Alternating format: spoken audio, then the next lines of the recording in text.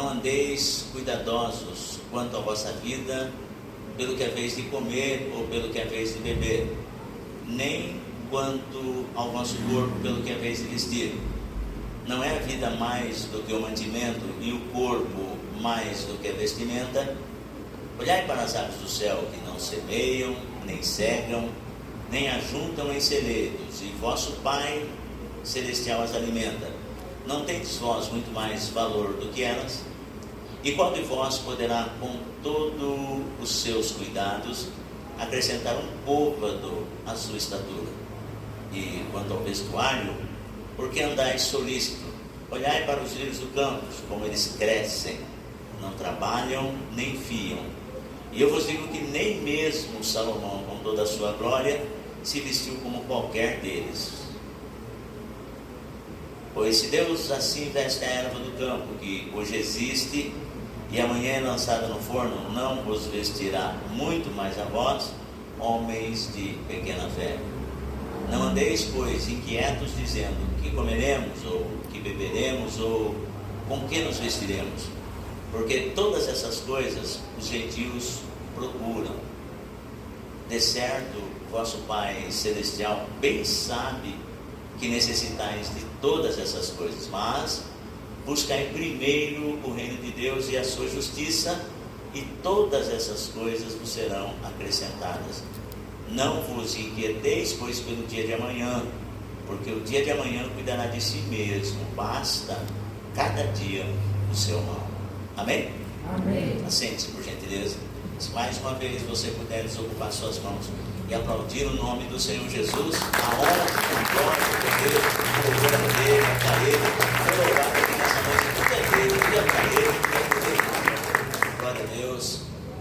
Queridos, nós estamos, como disse a nossa irmã Tatiane, estamos aqui com outros projetos aí, e Deus tem nos honrado. Deus tem nos honrado mais do que merecemos. E somos até suspeitos em falar a respeito do que Deus tem feito e está fazendo. Então, é muito importante quando os irmãos testificam isso. Os irmãos testemunham da presença, do poder e do agir de Deus nas nossas vidas. E eu sou muito grato a Deus por conta disso.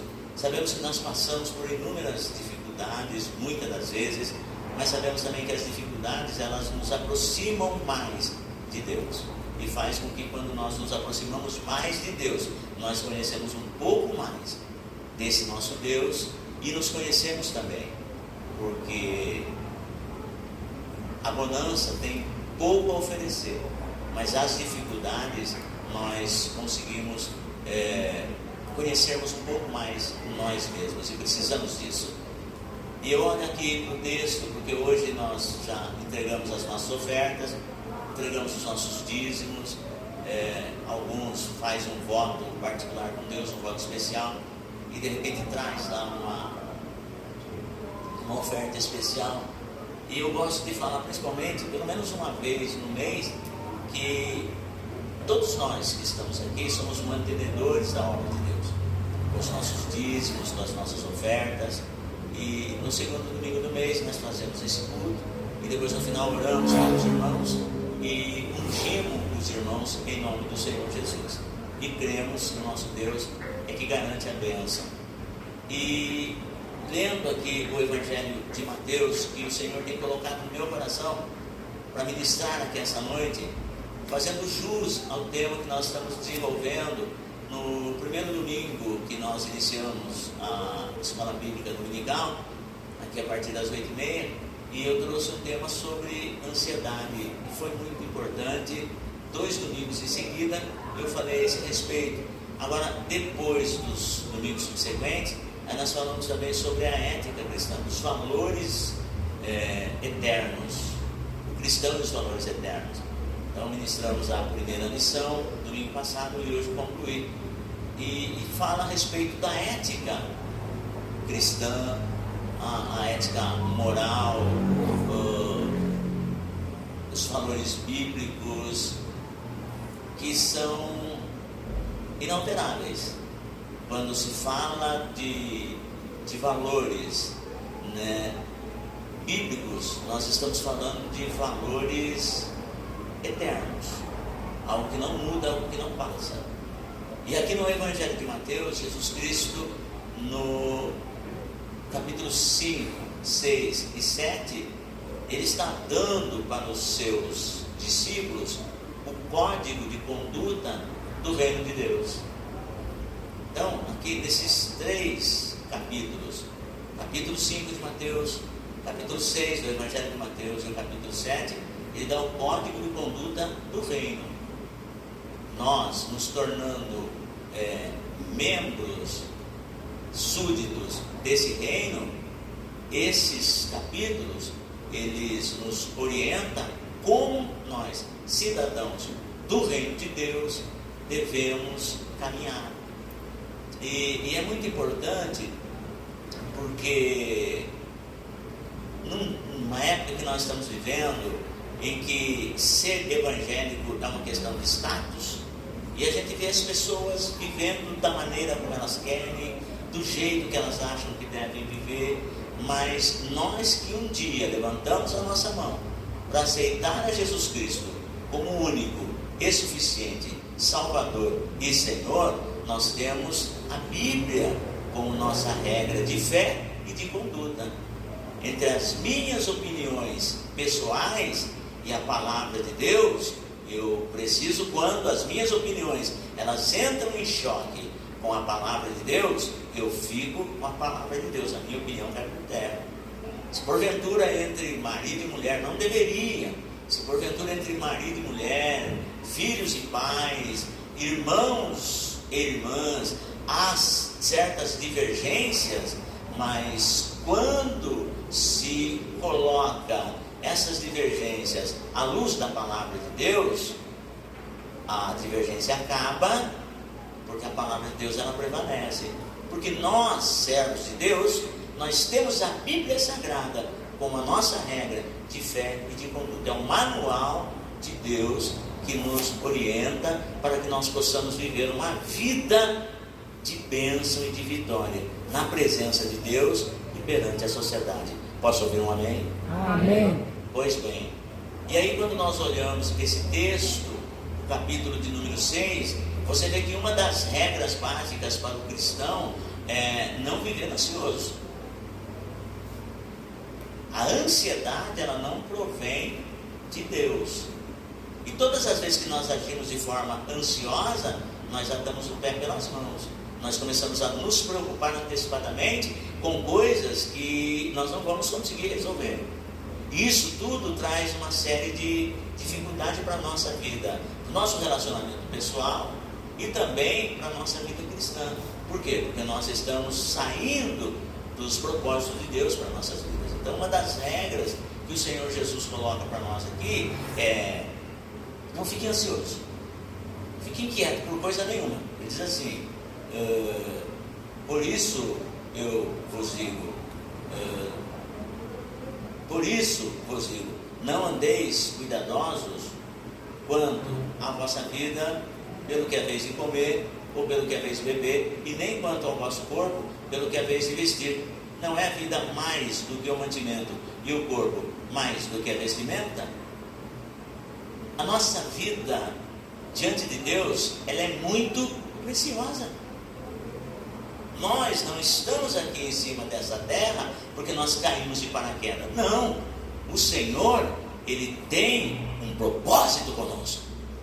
Então, quando o Senhor tem esse propósito conosco, nós precisamos saber que quão preciosos nós somos aos olhos de Deus. Por quê? Porque Ele nos fez a imagem e semelhança dEle. E aí Ele prossegue: só de eu pensar dessa forma, eu não tenho razão nenhuma para estar ansioso, independente se tem coisas que eu não vou conseguir resolver ou não. Mas eu tenho a certeza, isso eu preciso ter. Eu preciso ter essa certeza, que se Deus permitiu que eu estivesse aqui, é porque realmente Ele tem cuidado. E Ele vai continuar cuidando de você, da sua família, dos seus negócios. Basta com que você tenha essa confiança, tenha essa certeza, de que o quão precioso você e sua família são para Deus. O diabo, que muitas das vezes ele vem assoprando na nossa mente que nós não faremos nada. Ó, você fez um casamento ruim e você errou o pé, o negócio tá. Então começa com acusação. Mas Romanos capítulo 8, versículo 1, o apóstolo Paulo diz assim: uma das formas de nós bombardearmos esses pensamentos ruins é lembre-se de uma coisa, portanto agora é o tempo presente.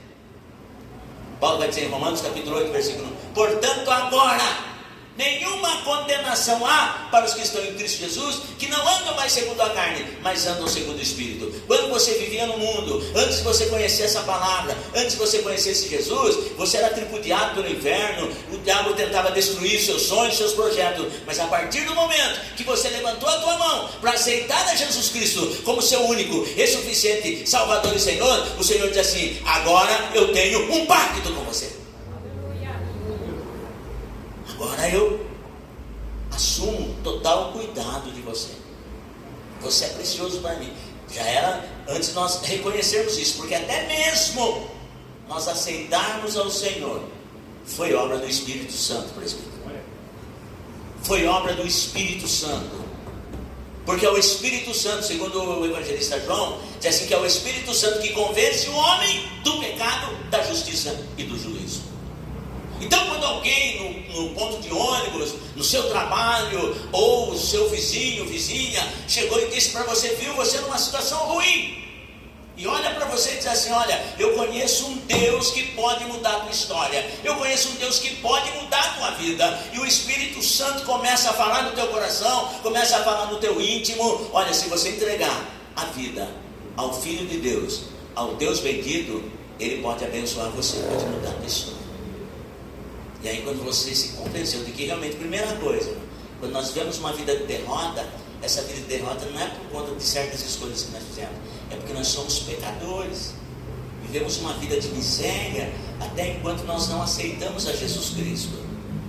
Nos aceitamos ao Senhor, passamos pelas águas do santo batismo, mas de repente continuamos morando no mesmo endereço, nós exibindo o mesmo CPF, tem algumas coisas que aparentemente parece que não estão mudando.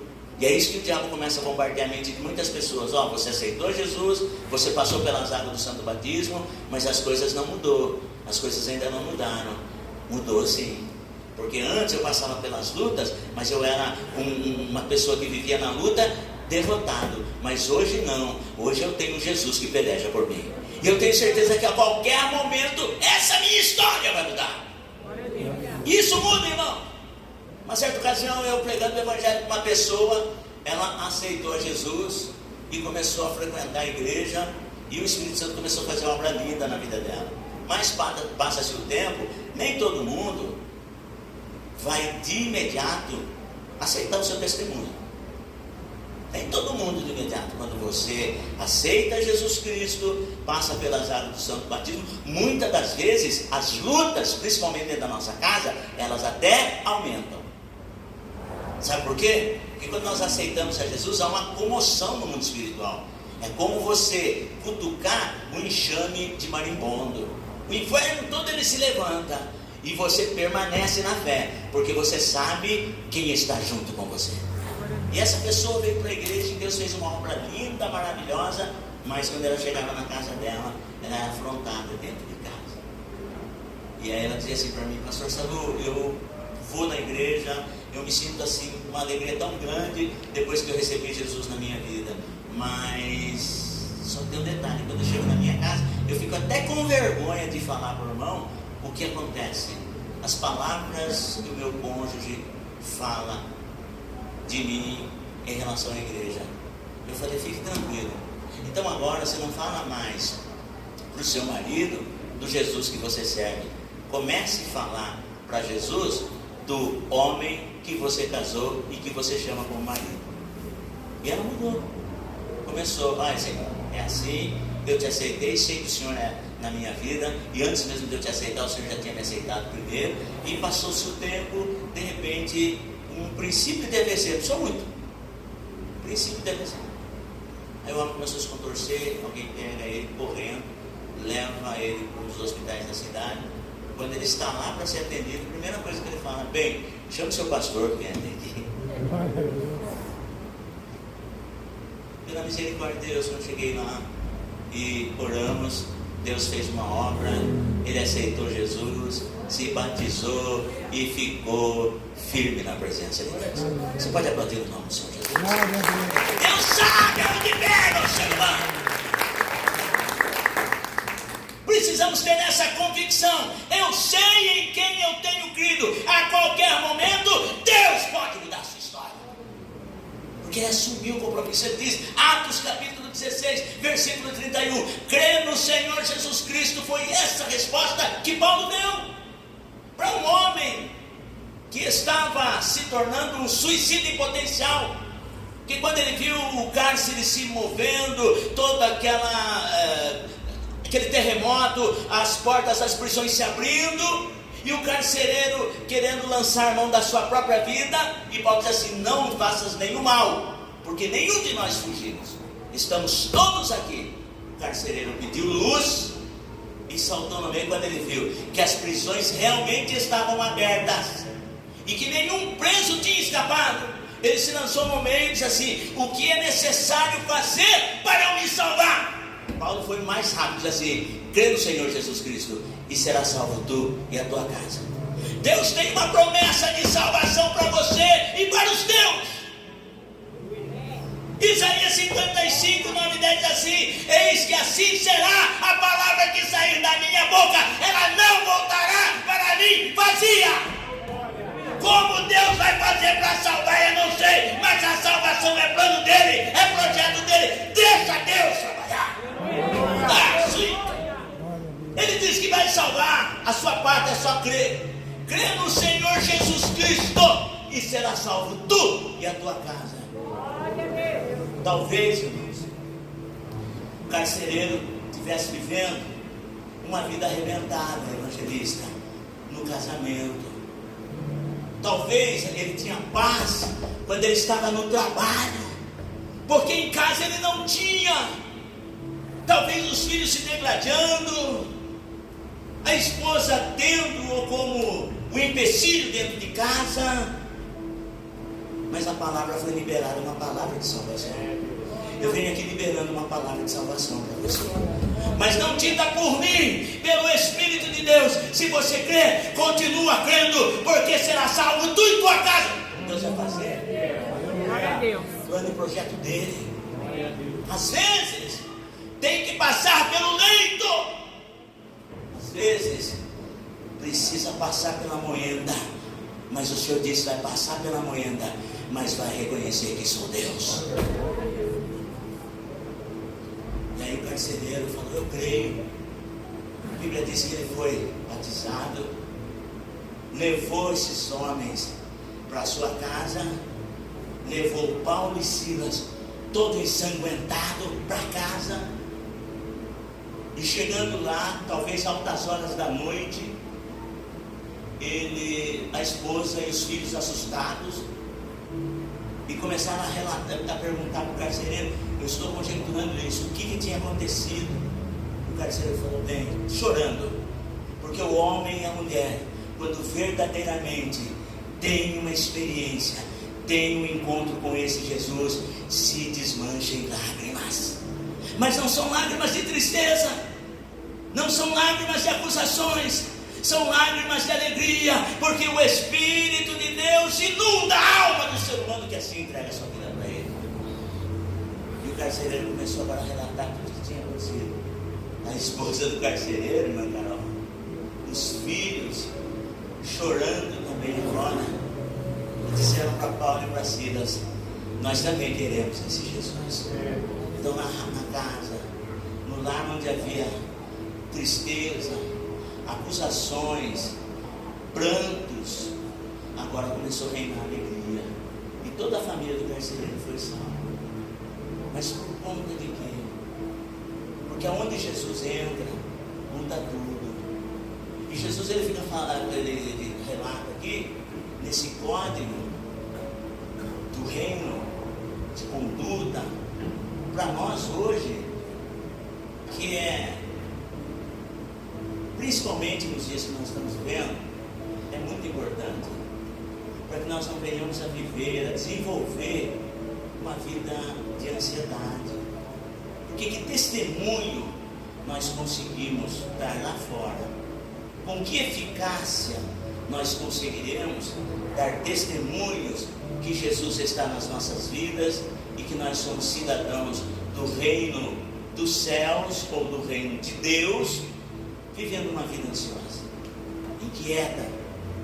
Porque uma pessoa, quando ela é ansiosa, ela não acredita plenamente, ela não consegue desenvolver a fé que agrada a Deus, conforme está escrito em Hebreus capítulo 11, 6, porque sem fé é impossível agradar-lhe, porque é necessário que aquele que dele se aproxima creia que ele existe e que é galardoador dos que o buscam.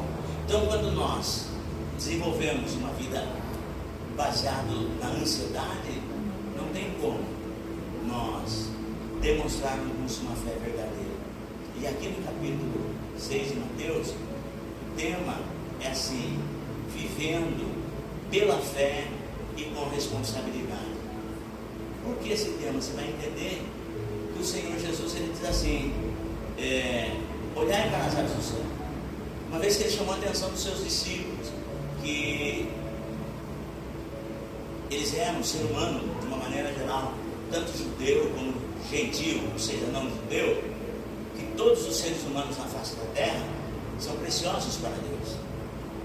Então, uma vez que ele estava dizendo isso para os seus discípulos, que o ser humano é precioso para Deus, e ele desafia, eu vou colocar assim, desafia os discípulos a olhar para a natureza. Olha as aves. O Pai Celestial alimenta cada uma das aves. Nenhuma das aves, porque em relação ao homem, a ave ou os animais de uma maneira geral, eles são, em termos de tamanho, inteligência, capacidade, eles são menores do que o ser humano. Porque o homem é a coroa da criação de Deus. Deus o fez pouco menor do que os anjos. Então, colocar o homem e os animais é como se Jesus estivesse falando: as aves, por serem uma criatura inferior ao homem, mas olha como Deus ama elas. Deus cuida delas. Agora, vocês têm muito mais valor do que as aves. E eu achei interessante como você vai, por exemplo, ligar os ensinamentos de Jesus com o nosso dia a dia. Como? Porque ele diz assim, no versículo 26, olhai para as aves do céu, que não semeiam, nem cegam, nem ajuntam em celeiros. Agora, como que você vai ligar esse ensinamento de Jesus com as nossas dificuldades diárias? Porque as aves, elas não semeiam, as aves, elas não ceifam, não colhem, elas não cegam, e elas também não ajuntam em celeiros. Mas é aqui que eu entro, que na verdade, nós cristãos, que temos mais privilégios, porque entre os animais e os homens, os seres humanos, há uma diferença muito grande. Primeiro, que nós somos a imagem e semelhança de Deus.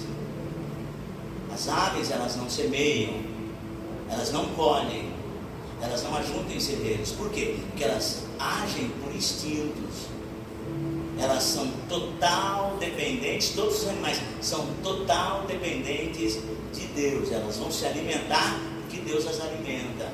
Mas nós somos seres humanos, somos a imagem e semelhança de Deus. Nós temos alma, corpo e espírito. Nós pensamos, nós agimos, nós temos dentro de nós a presença do Espírito Santo.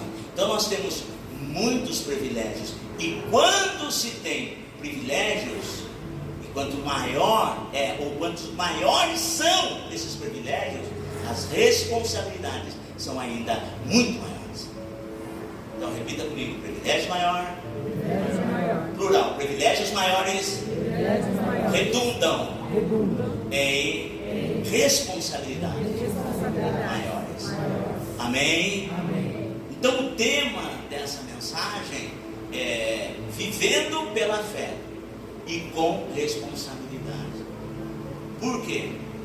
Porque Jesus fala assim, que as aves elas não semeiam, mas eu viver pela fé e com responsabilidade, eu preciso entender que assim como as aves elas vivem na total dependência de Deus, viver pela fé é você viver também na total dependência de Deus.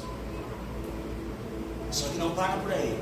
Viver com fé e com responsabilidade significa também semear. Repita comigo: viver pela fé. E com responsabilidade, significa semear. Porque Jesus disse assim: olhe para as aves, elas não semeiam, mas quando você olha na palavra de Deus, nós precisamos semear. E por que nós semeamos? Porque nós não somos aves, nós não somos animais. Deus nos deu capacidade. Então, viver com responsabilidade significa semear. Olha só o que diz a Bíblia: aves não semeiam, mas eu sou ave.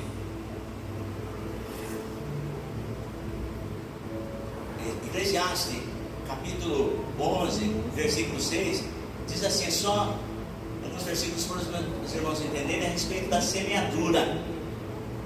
Diz só: as aves, olhai para as aves do céu, elas não semeiam. Então como que eu posso ligar esse ensino de Jesus com fé e responsabilidade? É saber assim, que eu preciso semear, porque não vai ter colheita se não houver semeadura. E existem muitas pessoas vivendo uma vida arrebentada porque acham que os outros têm que semear para ela. Viver o reino, ou viver como súdito do reino, significa responsabilidade. Todos nós somos semeadores em potencial. Somos. 2 locais de se semear: na carne e no espírito. Paulo diz assim: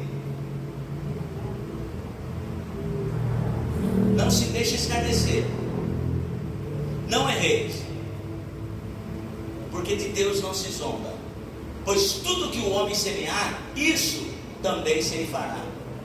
O que semeia na carne, da carne se fará corrupção, mas o que semeia no espírito, do espírito se fará a vida eterna.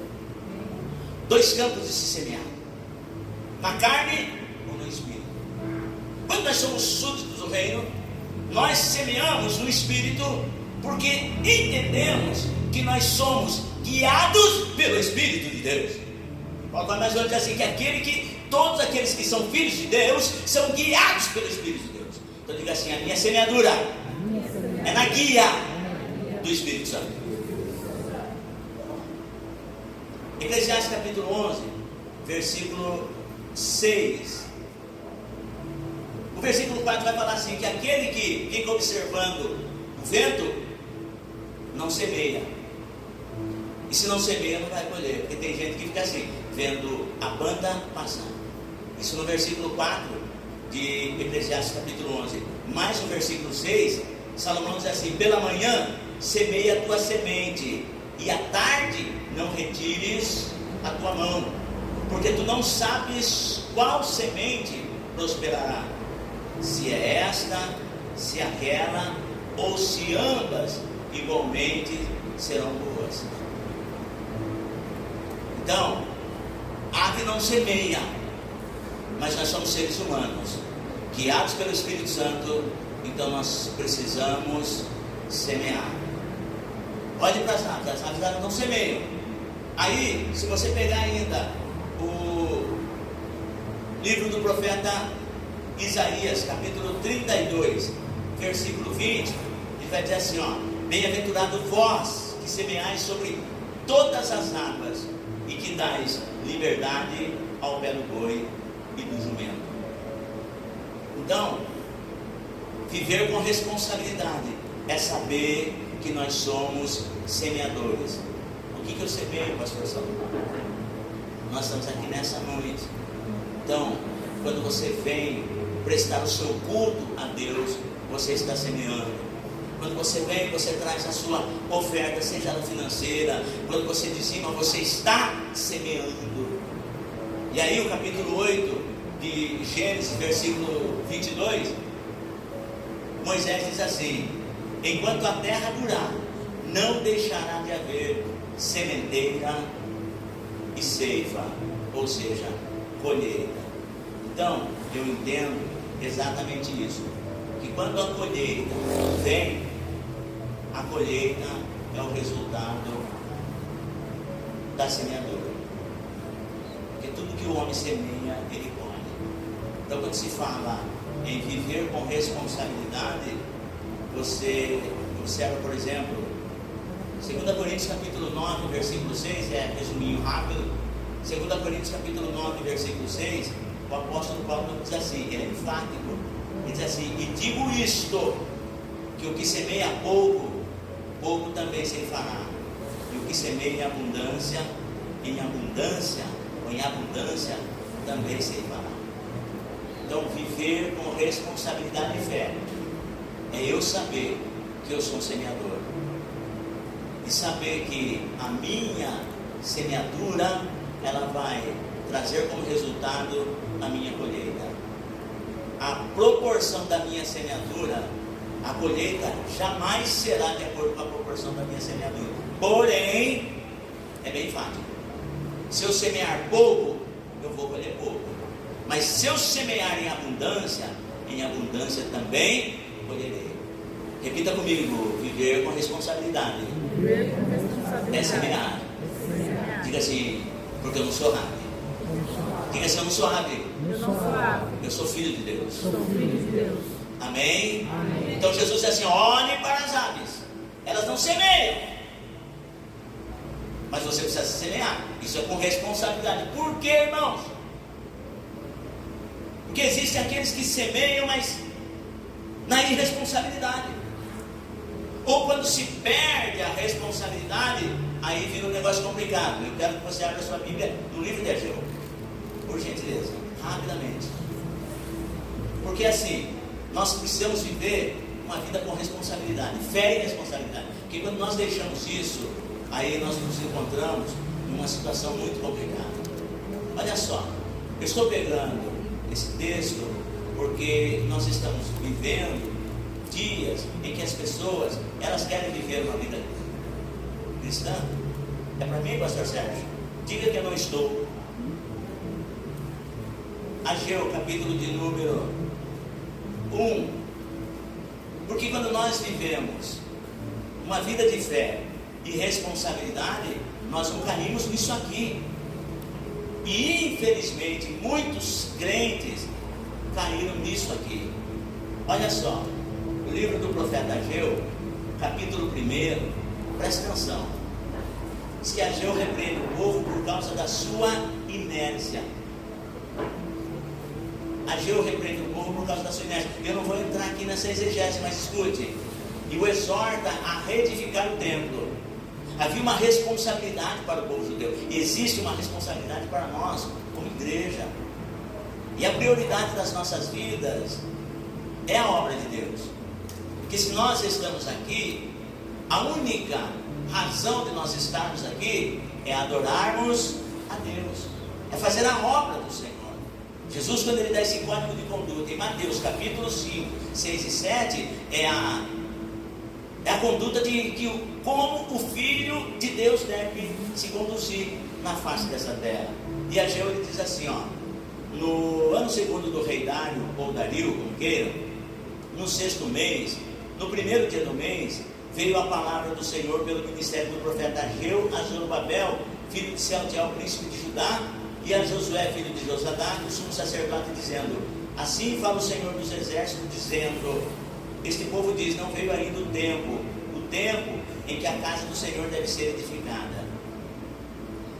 O tempo em que a casa do Senhor seja edificada. Viver com responsabilidade é dar prioridade, é É o que você vai ver no versículo 33 do texto em apreço de Mateus capítulo 6. Que Jesus diz assim, mas buscai primeiro o reino de Deus e toda a sua justiça, e as demais coisas vos serão acrescentadas. Uma lista de prioridade. Aonde se encontra a obra de Deus na sua vida? Isso é muito importante. Aí, escute só, e ele prossegue dizendo, esse povo vem e diz que ainda não é o tempo em que a casa do Senhor deve ser edificada. Veio, pois, a palavra do Senhor pelo ministério do profeta Ageu, dizendo, é para vós tempo de habitar nas vossas casas estucadas, e esta casa há de ficar deserta. O povo, nos dias do profeta Ageu, eles idolatravam as suas próprias casas. A casa de Deus para eles ficava em último lugar na lista de prioridade. Não, primeiro é meu trabalho, segundo é minha casa. Pô, mas você não vai na igreja hoje? Eu não vou, irmão. Eu estou cansado, irmão. Aí Ageu, escute só, eu estou trazendo essa, porque viver pela fé com responsabilidade, porque nós somos súditos do reino de Deus. Então uma responsabilidade sobre a igreja.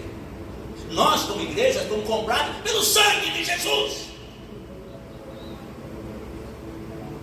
Há um preço de sangue sobre mim e sobre a sua vida. O apóstolo Pedro diz assim, que não foi com ouro corruptível que nós fomos comprados, mas nós fomos comprados pelo precioso sangue de Jesus. Essa igreja vai sair daqui. A igreja do Senhor Jesus está com as suas horas contadas. Daqui a pouco Jesus vem buscar a noiva. Escute, 70 anos eles passaram em cativeiro, e agora Deus cumpriu a palavra pelo ministério do profeta Daniel. Deus deu a revelação. E Daniel no capítulo 9 diz assim, eu entendi pelos livros dos profetas Jeremias que o cativeiro do povo de Israel seria de 70 anos. O tempo já se findou. Agora eles voltaram. Eles deveriam construir o templo, mas quando eles voltaram, eles começaram a se acomodar. Eles começaram a descansar. E aí o profeta Ageu diz assim, e aí alguém no templo, alguém aliás na igreja, no meio do povo, alguém dizia assim, ô irmão, não é tempo ainda, não é tempo de fazer a obra ainda, ô irmão, fique tranquilo, não é tempo ainda. Aí Deus levanta o profeta Ageu. Escute, irmãos, o apóstolo João no capítulo 4 da primeira epístola diz assim, filhinhos, não creiais a todo espírito, mas provai se os espíritos são de Deus. Provai. E aí Deus levanta o profeta Ageu para dizer assim, é para vós tempo de habitar nas vossas casas estucadas, e esta casa há de ficar deserta. Ora pois, assim diz o Senhor dos Exércitos, aplicai o vosso coração aos vossos caminhos. Nós estávamos estudando aqui hoje na escola bíblica dominical que a consciência é um dispositivo que Deus coloca na vida, no íntimo do coração de todo ser humano que nasce, esse dispositivo chamado consciência. E na lição de Deus nós aprendemos que a consciência, ela necessita de ser trabalhada nesses três aspectos. Primeiro, treinamento. A nossa consciência, ela precisa ser treinada. Segundo, a nossa consciência, ela precisa ser dirigida pela palavra de Deus. E terceiro, a nossa consciência, ela precisa ser guiada pelo Espírito Santo. Você fala com a sua consciência? A sua consciência fala com você? Porque muitas das vezes você está conversando com pessoa, fala assim, pastor, mas a minha consciência, eu até pensei em fazer tal coisa, mas a minha consciência, ela disse que eu não devo fazer. O apóstolo Paulo, ele fala assim, eu tenho uma boa consciência, tanto diante de Deus, como diante dos homens. E Ageu, ele apela para que os judeus, eles examinem as suas consciências de acordo com a palavra de Deus, porque Ageu significava a palavra de Deus ali. E hoje a igreja, Templo Pentecostal Conhecendo a Cristo, e outras denominações que pregam o Pai, o Filho e o Espírito Santo, igrejas sérias, hoje nós representamos os profetas da última hora. Nós representamos os profetas da última hora. Independente se as pessoas queiram ou não, independente se as pessoas gostem ou não. Aí eu não gosto da igreja do pastor Salom, porque é uma igreja barulhenta. Aí eu não gosto da outra, porque é muito silenciosa. Não importa, mas somos os mensageiros da última hora. Glória a Deus. Escute. Ora pois, assim diz o Senhor dos Exércitos: aplicai o vosso coração aos vossos caminhos. Preste atenção. Semeais muito e recolheis pouco. Sabe aquele negócio meu? Esse ano, esse mês, pastor Sérgio, parece que foi o mês que eu mais trabalhei, mas também foi o mês que eu menos ganhei. Esse mês, nossa, foi terrível. Trabalhei muito, mas foi o mês que eu menos ganhei. Aí a gente fala assim: aplicai, presta atenção, aplicai o vosso coração aos vossos caminhos, semeais muito e recolheis pouco. Lembra que Jesus falou? A ave não semeia, mas o homem precisa semear. Agora, como que ele está semeando? Ele está semeando com responsabilidade? Não. Quando ele se mata de trabalhar, quando ele tem tempo para trabalhar, mas não tem tempo para Deus, ele está até semeando, mas não está semeando pela fé. Ele está até semeando, mas está sendo irresponsável na obra de Deus. E se tem uma coisa que Deus tem zelo, é pela sua casa, é pela sua obra. Escute. Ora pois, semeais muito e recolheis pouco, comei e não vos fartais, bebeis, mas não vos saciais, vestivos, mas ninguém se aquece. E o que recebe salário num saquitel furado. Olha só. Assim diz o Senhor dos Exércitos: aplicai o vosso coração aos vossos caminhos. Irmãos, eu não preciso que ninguém venha falar para mim se eu estou certo ou errado. Sabe por quê? Porque hoje eu tenho a palavra de Deus que me guia. Mas, obviamente, no estudo da palavra, o Espírito de Deus, ele nos direciona. Irmão, você está errado. Irmão, você precisa fazer isso. Não. A palavra de Deus está aqui, ó. Aplicai o vosso coração aos vossos caminhos. Veja como você está andando, meu. Veja o que você está fazendo. Na lista de prioridade, na escala de prioridade, em que lugar, em que escala a obra de Deus? A igreja, aonde quando você se batizou, você fez um propósito com Deus de ser fiel à denominação, aonde você disser, diz o Senhor. Sim. Que está. E aí, a Jeová fala: assim diz o Senhor dos Exércitos: aplicai o vosso coração aos vossos caminhos, subir ao monte. Olha só, subir ao monte. Repita comigo: vida cristã é uma vida de sacrifício. Diz assim, ó: subir ao monte e trazei madeira e edificai a casa, e dela me agradarei e eu serei glorificado, diz o Senhor.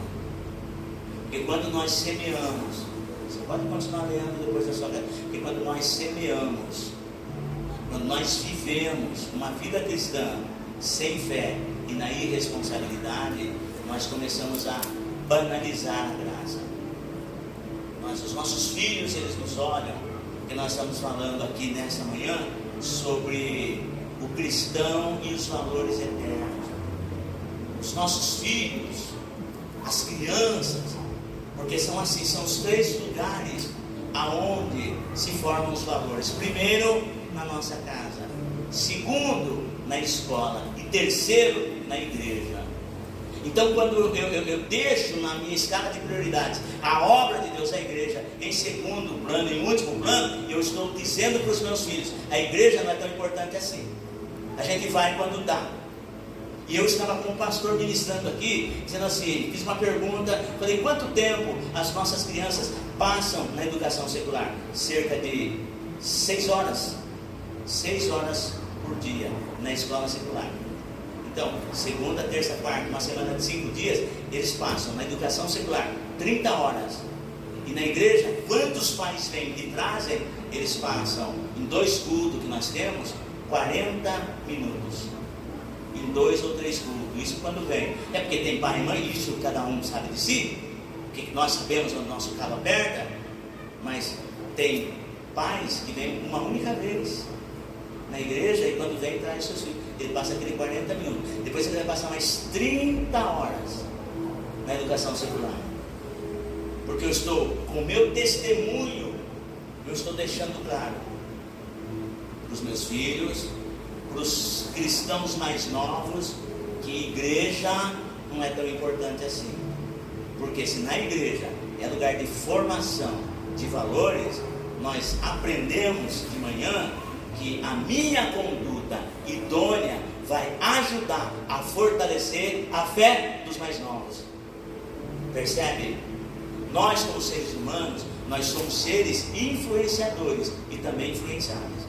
Não pensa você que as pessoas não estão olhando o seu jeito de conduzir-se. A vida é minha, não.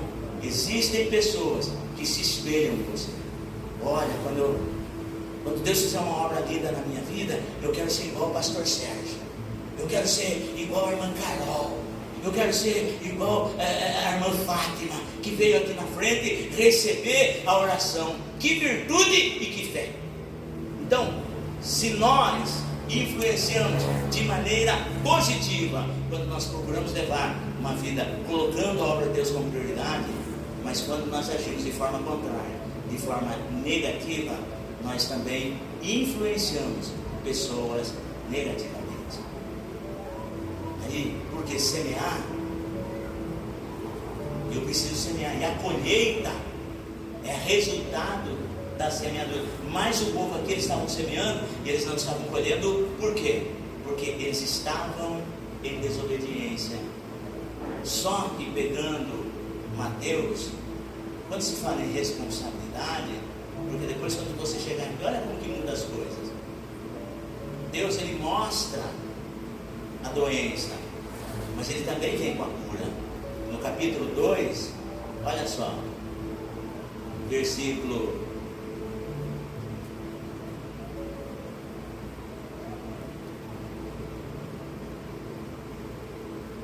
14, só estou resumindo, capítulo 2, ainda 10, versículo 14, diz assim: então respondeu Ageu e disse: assim é este povo e assim é esta nação diante do meu rosto, disse o Senhor, e assim é toda a obra das suas mãos, e tudo o que ali oferecem, imundo é.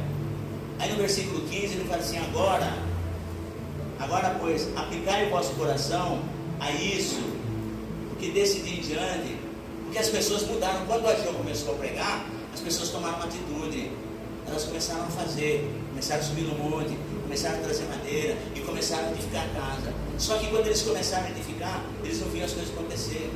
Chegaram para Ageu, chegaram para Zorobabel e falaram assim: ó, do jeito que Deus usou a vida de vocês, nós começamos a fazer, mas a gente não está vendo mudança. Ó, nós começamos a construir, a casa está praticamente quase pronta, nós estamos indo para o culto, nós estamos fazendo a obra, mas Ageu, as coisas não estão acontecendo. Aí, no capítulo 15, Ageu, ele mostra que a vida cristã não é feita de passe de mágica, mas é feita pela fé. Primeiro semeia, depois colhe. Daí no versículo 15 ele diz assim, ó, agora pois aplicai o vosso coração a isso, desde este dia em diante, antes de pordes pedra sobre pedra no templo do Senhor. Depois daquele tempo, veio alguém a um monte de 20 medidas, e havia somente 10. Vindo ao lagar para tirar 50, havia somente 20. Feri-vos com queimadura e com ferrugem, e com Saraiva e toda obra das vossas mãos. E não houve quem voltasse.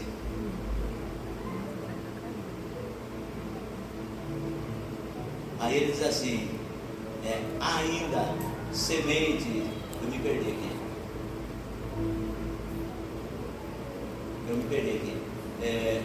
Onde-vos, pois, a pressa minha está tão aqui que ainda semente no celeiro, nem a videira nem a romeira fala de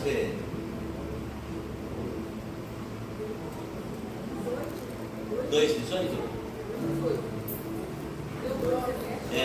Onde, pois, eu vos digo, aqui mesmo, obrigado, irmã. Onde, pois, eu vos digo, deste dia em diante, desde o 24º dia do mês 9, desde o dia em que se fundou o templo do Senhor, ponde o vosso coração nessas coisas. Que quando o povo tomou uma atitude e passaram a obedecer a palavra de Deus, aí o Senhor fala assim, templo do Senhor, ponde o vosso coração nessas coisas. Ainda semente no celeiro, nem a videira, nem a figueira, nem a romeira, nem tem dado o seu fruto. Mas desde este dia, quando vocês colocaram no coração o propósito de edificar a casa, de deixar de dar prioridade à casa de vocês e atentar para a casa do Senhor, então, a partir desse dia, eu vos abençoo. Então, vocês podem ficar tranquilos que no tempo certo, a bênção vai chegar. E aí, estou falando de agir com responsabilidade. Deus abençoe, irmã.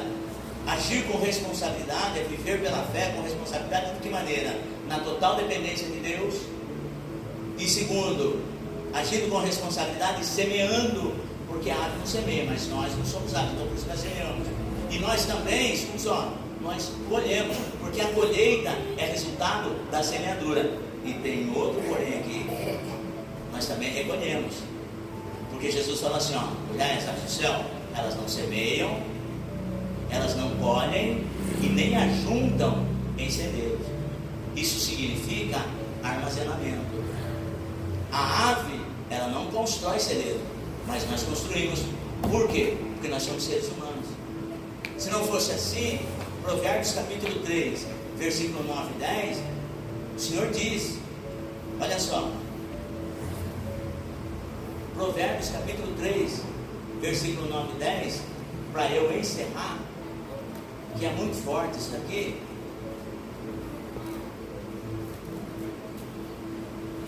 As aves, elas não ajuntam em celeiros, porque elas não têm celeiros, e elas não têm entendimento para construir celeiros. Por quê? Porque elas vivem na total dependência de Deus, porque elas agem por instinto. Mas o capítulo 3 de Provérbios, versículo 9 e 10, diz assim, honra ao Senhor com a tua fazenda e com a primícia de toda a tua renda, e se encherão os teus lagares de mosto, olha só, e se encherão os teus celeiros abundantemente, e transbordarão de mosto os teus lagares, e se encherão os teus celeiros, é plural, meu. Ave não constrói celeiro, mas o servo de Deus, ele age assim, porque quando Deus abençoa, ele tem a sua provisão diária, e ele tem armazenado. Por quê? Porque dali ele vai para o novo plantio, e ali é o que ele tem para o seu sustento. Então, viver com responsabilidade e fé é você construir celeiros. Mas eu não estou falando simplesmente no âmbito material, estou falando no âmbito espiritual. Celeiro significa depósito, e nós temos que ter em Deus e com Deus um bom depósito. Precisamos ter. Viver com responsabilidade não somente colher, mas também recolher. E Deus, ele é bem claro que ele enche os nossos celeiros abundantemente. Se não tem celeiro, não tem onde pôr bênção. Mas nesta noite, entenda isso, viver com responsabilidade é você semear e saber que o resultado da semeadura vem como colheita, e que você tem que ter celeiros para você guardar a bênção. bênção não se desperdiça. As bênçãos é que te enriquece e não te acrescenta dores. Construa celeiros. Como que eu construo celeiros, pastor? É sendo fiel a Deus, é participando das reuniões, é vindo para os cultos, é ofertando, é dizimando. Tem escola bíblica, eu estou lá. Tem culto à noite, eu estou lá. Tem evento na igreja, eu estou lá. Você está construindo celeiros e a bênção virá. E tem um detalhe: o crente sábio, ele não só constrói celeiros, mas ele constrói lagar também. Porque lagar é tanque de se espremer uva, e a uva é sinônimo do vinho, e o vinho na Bíblia é sinônimo da alegria. Então Deus quer derramar a unção, a graça, a bênção sobre a sua vida pessoal, sobre a sua vida familiar, sobre a sua vida profissional, sobre a sua vida matrimonial. Deus quer encher o teu lagar de alegria. Então é isso. E não só semeia como pode, mas recolhe. Para recolher tem que ter celeiro. Repita comigo: viver com fé e responsabilidade é construir celeiros. Diga assim: celeiros são armazéns, são depósitos de se guardar bênçãos. Quantos creem que Deus está enchendo seu celeiro aqui nessa noite? Então vai tomando posse, porque isso é profético para a sua vida. E sabe uma coisa que eu achei interessante? Que viver com responsabilidade também nos relacionamentos profício-comerciais. Porque Jesus, ele fala assim, no capítulo 6 de Mateus, eu já vou encerrar mesmo, mas eu preciso falar isso para você, porque nós somos cidadãos do reino. Nós não podemos viver uma vida de qualquer maneira. No capítulo 6, no versículo 28, capítulo 6, versículo 28, eu tinha mudado a página, ele vai dizer assim: e quanto ao vestuário, por que andais solícito? Olhai para os lírios do campo, como eles crescem, eles não trabalham e nem fiam. Então, viver como cidadão do reino, pela fé, com responsabilidade, é saber que eu sou responsável na minha vida profissional e comercial, social, lá fora. Como assim, pastor? Porque Jesus fala assim: olhe para os lírios. Os lírios, eles não trabalham, eles não fiam, ou seja, eles não fazem roupa para si mesmos. Mas eu digo que nem mesmo Salomão, com toda a sua glória, se vestiu como qualquer deles. Mas nós, como cidadãos responsáveis, cristãos, servos de Deus, testemunha, luz do mundo, sal da terra, vós sois o sal da terra e a luz do mundo. Então, como pessoas responsáveis e cidadãos do reino, nós precisamos trabalhar. Precisamos trabalhar. Então, essa roupa que está sobre o meu corpo, essa roupa que está sobre o corpo dos irmãos, ela saiu de algum lugar. Então, viver com responsabilidade é saber o que, irmãos? Que quem trabalha quer receber, e quem paga é o produto. Viver com responsabilidade é saber que nós dependemos uns dos outros. Agora, está cheio de crente aí, irmão, que dá mau testemunho aí fora, na sociedade, que andar no pano bonitinho, mas devendo para Deus e todo mundo. E depois as pessoas olham e falam assim: ah, tá vendo? É crente. E quando você vai chegar para comprar numa loja, as pessoas começam até a fazer o carnê tudo certinho, os papéis para você comprar. Mas quando pergunta: e aí, você tem alguma religião? Ah, eu sou evangélico. Ah, já lava na hora. Porque tem muitos crentes aí vivendo de forma irresponsável. Então Jesus fala assim: olhai para os lírios do campo, eles não trabalham e nem fiam, mas nós trabalhamos porque nós somos seres humanos, e é do nosso sustento que nós tiramos os nossos dízimos, é do nosso sustento que nós tiramos as nossas ofertas, é do nosso dízimo que nós tiramos o nosso sustento para a nossa família, e é do nosso dízimo que nós ajudamos também as nossas ofertas, o nosso fruto do nosso trabalho, que nós abençoamos os irmãos na cesta de alimento e tudo mais. Então, viver pela fé, com responsabilidade, é saber que nós precisamos trabalhar. A Bíblia diz assim, que aquele que não trabalha, não é nem para comer.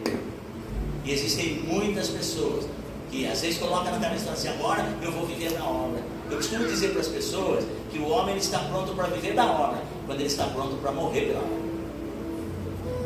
E aí, viver responsavelmente é saber que lírios, árvores, flores não trabalham, mas nós trabalhamos. E nós somos responsáveis uns pelos outros. Porque quando nós agimos assim, nós damos testemunho lá fora, o nome do Senhor é glorificado e a bênção do Senhor vem sobre as nossas vidas.